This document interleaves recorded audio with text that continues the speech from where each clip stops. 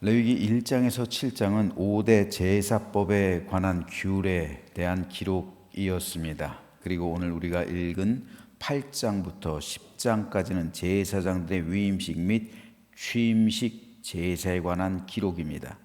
성막이 건립되고 그 성막에서 진행될 5대 제사법에 대한 규례가 주어졌을 때 하나님은 마지막으로 이 제사를 주관할 제사장들을 위임하고 그들을 취임하게 하심으로써 구약의 제사 제도를 확립하신 겁니다. 중요한 것은 5대 제사법이 속죄 원리 위에 세워진 것이라면 제사장의 위임식 및 취임식 제사는 중보의 원리 위에 기초한 것이라는 사실입니다. 즉 하나님께서 제사장을 세워서 권위를 위임하시고 그 직분에 취임하게 하신 것은 그를 중보자로 삼기 위한 것이었습니다. 따라서 제사장은 하나님과 사람 사이에 완전한 중보자가 되시는 장차 오실 예수 그리스도를 예표합니다. 레위기 8장에서 10장은 이러한 제사장 위임식과 취임식에 관한 기록인데 이를 분류하면 이렇습니다. 8장은 제사장 위임식 제사에 대해서, 9장은 제사장 취임식 제사에 대해서, 10장은 제사장 제도 실시 초기의 시행착오 과정에 대해서 기록하고 있습니다. 오늘은 그 첫 번째 시간으로 제사장 위임식 제사에 대한 기록을 읽었는데 8장은 크게 두 문단으로 나눌 수가 있습니다. 13절까지는 제사장 위임식 준비와 제사장 성의 착용 및 도유식 집행을, 14절에서 36절은 7일 동안 계속된 제사장 위임식 집행에 대해서 기록하고 있습니다. 오늘은 이 가운데서 7절에서 9절 말씀에 대해서 잠시 살펴보겠습니다. 아론에게 속옷을 입히며 띠를 띄우고 겉옷을 입히며 에봇을 걸쳐 입히고 에봇에 장식 띠를 띄워서 에봇을 몸에 메고 흉패를 붙이고 흉패에 우림과 둠밈을 넣고 그의 머리에 관을 씌우고 그 관 위에 전면에 금패를 붙이니 곧 거룩한 관이라 여호와께서 모세에게 명령하신 것과 같았더라.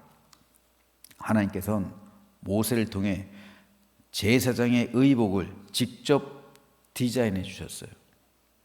즉 제사장들이 입고 있었던 그리고 대제사장이 입었던 옷은 하나님께서 디자인한 옷입니다. 자, 출애굽기에도 이 말씀이 나왔죠. 출애굽기와 오늘 본문에 쓰인 이 말씀을 토대로 대제사장의 의복을 입혀나간다면 이렇게 돼요. 가장 먼저 고의를 입힙니다. 속바지. 그 제사장이 맨몸에 입는, 지금 우리로 말하면 트렁크, 그렇죠? 그런 거가 비슷한 거예요. 그 속바지. 그리고 그 위에 속옷과 띠. 속옷은 세마포 흰옷. 흰옷과 그것을 매는 띠. 그 다음에 그 위에 에봇 받침 겉옷을 파랑색으로 청색으로 입힙니다. 그리고 그 밑에 단에 구슬을 다는 거예요. 그래서 딸랑딸랑 소리가 나게 방울을 다는 거예요. 그 에봇 겉임 맨 밑에 자락이에요. 그리고 그 위에다가 에봇을 입는 거예요. 에봇을 입히고 그 에봇을 묶는 에봇 띠를 띠는 거예요. 허리띠, 바울이 말한 그 띠. 그리고 그 가슴에는 판결 흉패를 붙이는 겁니다. 그리고 머리에는 관을 쓰는 거예요. 그런데 제사장의 관하고 대제사장의 관이 크기와 모양이 약간 달라요. 그리고 관에 있는 그 이마 부분에는 성패라고 붙여요. 금패를 붙입니다. 금으로 만든 패. 그리고 거기에다가 여호와께 성결이라고 써요. 자, 이것을 종합해서 제사장의 옷을 입히면 이렇게 돼요. 이런 모습이 되는 거예요. 여기서 보이지 않는 부분은 그 고의, 속바지 입은 것, 그것이 보이지 않죠. 그리고 그 속옷을 했던 띠, 그것이 보이지 않는, 그것만 보이지 않고 나머지가 이런 식으로 됩니다. 자, 그렇다면 왜 하나님은 제사장과 대제사장의 옷을 이렇게 만들라고 명령하셨을까요? 그 이유는 구별 때문입니다. 구별. 그리고 대제사장과 제사장이 이 옷을 입고 있을 동안에는 성직을 수행하고 있다. 즉 공무 중이라는 뜻이에요. 공무 중. 나는 지금 공무원으로 말하면 공무를 집행하고 있다. 공무 중에 있다라는 의미예요. 특별히 제사장은 하나님과 백성 사이의 중보자가 되기 때문에 구별할 필요가 있었어요. 그래서 모세도 입지 않았죠. 모세도 이런 옷 입지 않았어요. 하나님께서 모세에게도 이런 옷을 지어 입히지 않았습니다. 하지만 특별히 하나님께서 제사장과 대제사장에게 이 옷을 직접 디자인해 주신 것은 구별하기 위해서예요. 따라서 의복은 대제사장과 제사장의 의복은 구별됨입니다. 그리고 옷은 신분과 그에 따른 권위를 상징하는 거예요. 그리고 여러분 지금도 마찬가지예요. 지금도 법원에 가면 판사들은 법복을 입고 있어요. 그렇죠? 검사들도 검사복이 있어요. 법원에서는. 변호인들은 양복을 입지만 검사들은 검사복이 있어요. 그리고 그 위에 있는 재판장인 판사는 법복이 있어요. 의사와 간호사 흰색 가운이 있죠. 군인은 군복을 입어요. 경찰은 경찰복을 입어요. 법복을 입고 의사 가운을 입고 군복을 입고 경찰복을 입고 있는 그 순간은 직무 중, 즉 뭐예요? 내가 공무 중에 있다는 거예요. 내가 일하고 있다는 거예요. 내가 이 직분을 수행하고 있다는 거예요. 그래서 옷은 그 사람의 신분을 나타내주고 그 사람이 일하고 있다는 그 공무 중이라는 사실을 보여주는 거예요. 따라서 이 옷들을 통칭 제복이라고 하는 거죠. 군인만 제복이 아니라 경찰도 제복이고 의사도 제복이에요. 가운이. 판사도 제복이고요. 따라서 제복을 입고 있는 동안에는 함부로 행동할 수도 말할 수도 없는 거예요. 제복을 입고 있을 동안에는 공무를 수행하는 것이기 때문에 매사 조심할 수밖에 없어요. 이건 목사도 마찬가지예요. 목회자도요. 목사도 목사의 제복을 입어야 되는 거예요. 목사의 제복, 제가 입고 있는 게 이게 목사의 제복이에요. 개신교에서는 특별히 18세기, 지금부터 약 350년 전부터 1700년대 말부터 이 목사의 제복을 입기 시작했어요. 이 목사의 제복을 클레리컬 칼라라고 그래요. 클레리컬 칼라. 제가 입고 있는 이 셔츠, 이 옷이 클레리컬 칼라예요. 예를 돕기 위해서 사진을 좀 몇 장 볼게요. 자, 클레리컬 칼라는 성직 칼라라고 그래요. 클레리컬이라는 말은 영어로 성직자라는 뜻이에요. 클레리컬.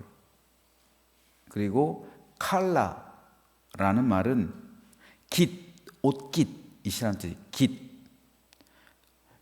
옷깃을 여민다 할 때 옷깃이요.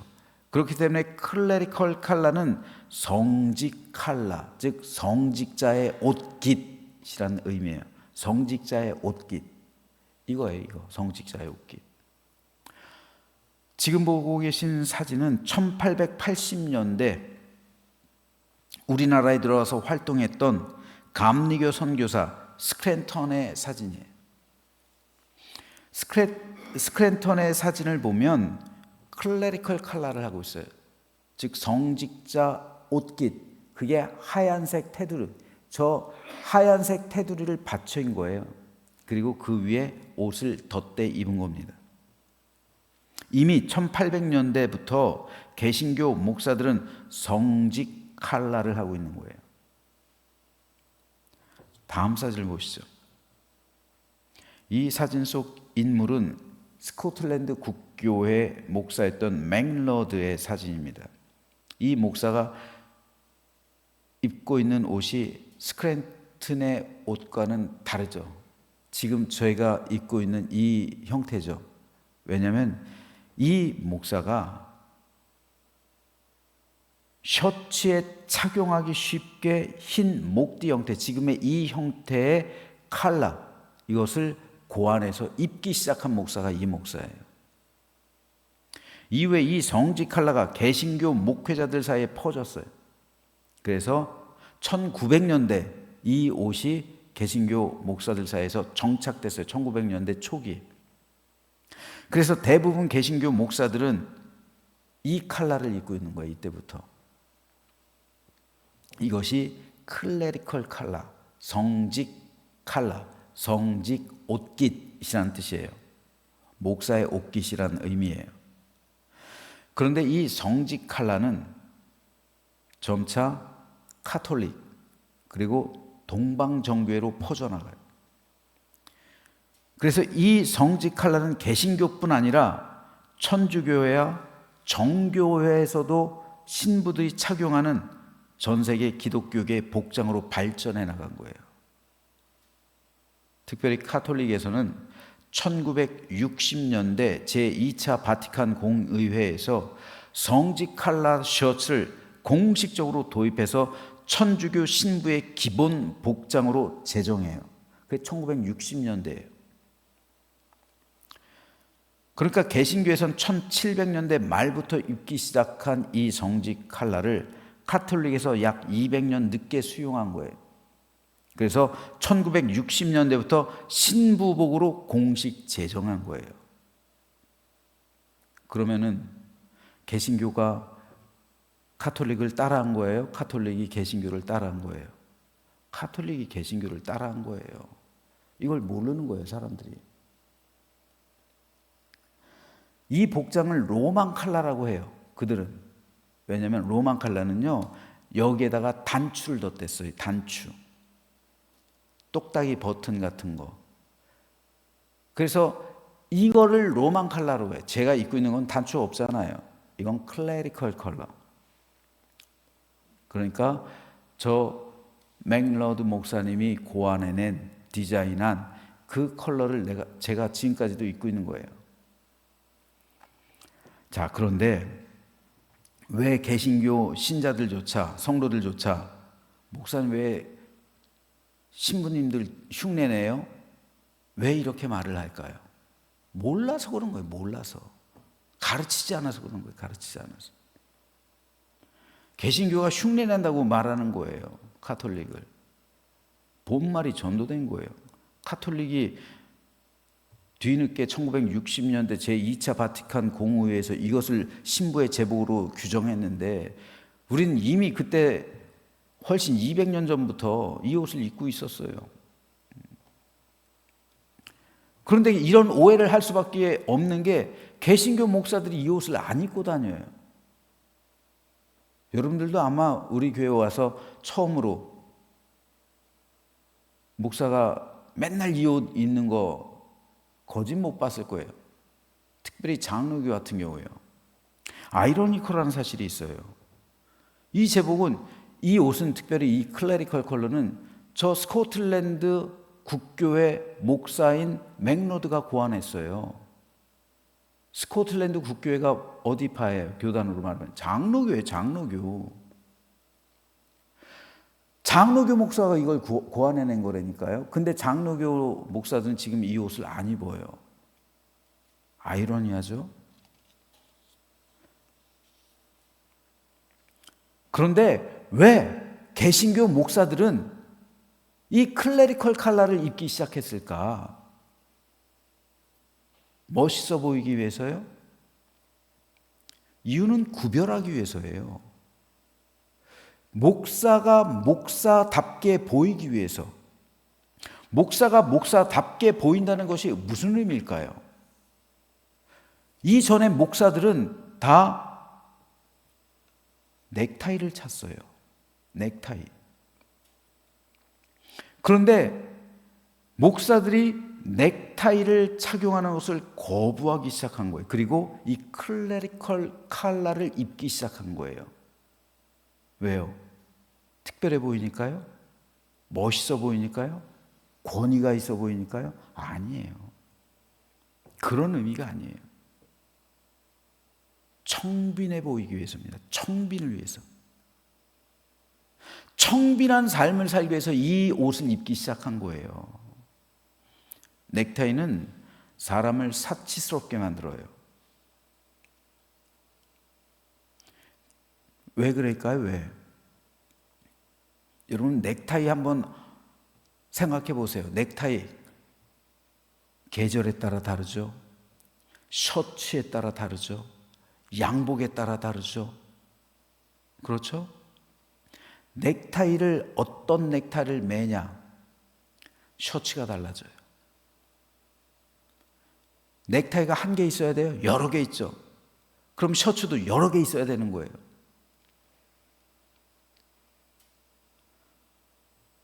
그리고 양복도 다 다르죠. 양복에 맞추기 위해서 구두도 달라야 되죠. 벨트의 색깔도 달라야죠. 심지어 양말의 색깔도 다 달라야 돼요. 또 시계도 달라야 되죠. 넥타이 하나 때문에 셔츠, 양복, 구두, 벨트, 양말, 시계에 이르기까지 모든 것이 바뀌는 거예요. 사치스러워지는 거예요. 그래서 개신교 목사들은 이 클레리컬 칼라를 입기 시작한 거예요. 청빈하게 살기 위해서요. 청빈하게 살기 위해서. 청빈을 실천하기 위해서요. 그리고 자기 신분을 밝히기 위해서요. 구별됨을 위해서요. 내가 이 옷을 입고 있는 동안에는 공무를 수행하고 있는 거예요. 길거리 지나가다 누구든 기도 필요한 사람이 있으면 목사님을 알아보고 기도를 요청할 수 있어요. 그 당시 유럽에서 그랬어요.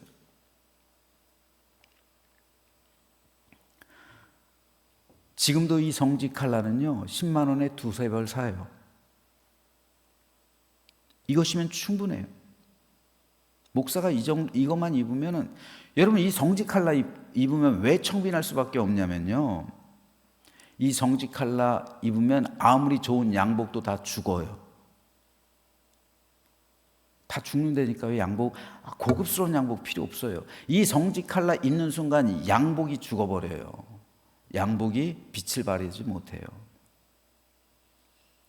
성지 칼라를 입는 순간, 성지 칼라는 청빈을 상징하기 때문에 그래요. 청빈을 상징하는 이걸 입었는데 양복이 비싸 보이겠어요? 비싼 양복을 입어도 싸 보인 거예요, 이게. 청빈한 삶을 살기 원하고 자신의 신분을 알리고 하나님 나라의 복음 전도자로서 공적인 업무를 수행 중인 목사로서 살아가기 위해서 이 칼라를 입는 거예요. 문제는 이게 목사의 제복이에요. 이게 목사의 제복. 이 목사의 제복을 목사들이 벗기 시작하면서 시작한 거예요. 타락한 목사들 보십시오. 타락한 목사들 중에 이 옷 입고 다니는 사람 거의 없어요. 이 옷을 입으면요, 여러분 한번 생각해 보세요. 이 옷을 입고 고급 승용차 타고 다니는 게 합당합니까? 이거 청빈을 상징하죠. 이 옷 입고 고급 승용차 몰고 다니는 거 상상해 보세요. 안 어울리는 거예요, 이게. 이 옷 입고 벤츠 타고 다닐 수 있어요? 이 옷 입고 벤츠를 몰고 다닌다. 이거 되게 웃기는 거예요. 이거 안 어울리는 거예요. 이 옷을 입었는데 손목엔 롤렉스를 차고 있어요? 안 어울리는 거예요. 이건 청빈이기 때문에. 이 옷에 어울리는 그 삶은 소박한 삶, 청빈한 삶이에요. 그래서 양복도 고급 옷을 입혀도 이 옷을 입으면 양복이 죽어 보이는 거예요. 그러니까 양복도 좋은 옷 입을 필요가 없는 거예요. 소박한 것, 청빈한 것. 그 삶을 살아내기 위해서 개신교 목사들이 이 옷을 입기 시작한 거예요. 넥타이를 벗고요. 넥타이를 벗고 이 옷을 입기 시작했는데 지금은 이 옷을 벗고 넥타이를 매기 시작했잖아요. 그러면서 교회는 타락하는 거예요. 목사들은요. 그러니까 목사들은 목사의 제복을 입어야 되는 거예요. 목사의 제복을 입으면 내가 지금 공무 중입니다. 어디를 가든지 이 사람이 목사라는 것을 알리는 것이고, 이 옷 입으면은 함부로 식당도 못 가요. 아무 식당도 못 가요. 함부로 어떤 장소도 못 가요. 이 옷 입고 뭐 노래방을 갈 수가 있어요. 당구장을 갈 수가 있어요. 이 옷을 벗으니까 노래방 가고 당구장 가는 거예요. 이 옷을 벗으면 술집도 갈 수 있어요. 이 옷을 벗으면 내가 마음대로 살아갈 수 있어요. 거리낌 없이 그냥 할 말 다 하고 싸워도 뭐라고 한 사람 없어요. 그런데 이 옷을 입으면 서로 조심하는 거예요. 서로. 나도 조심하고 그 사람도 조심하고. 문제는 목사가 목사의 제복을 입지 않을 때 시작하는 거예요. 왜 하나님께서 대제사장과 제사장에게 그 옷을 직접 디자인해 주셨을까요? 구별하는 거예요. 신분을 보여주는 거예요.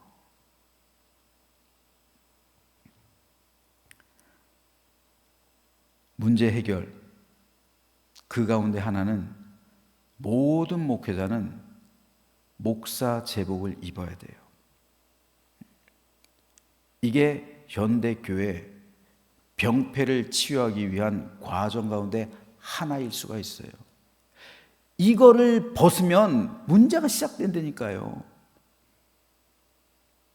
이 셔츠를 입으면, 이 클래리컬 컬러를 입으면 사치를 막아주고 청빈의 삶을 살아갈 것을 매일 다짐하는 거잖아요.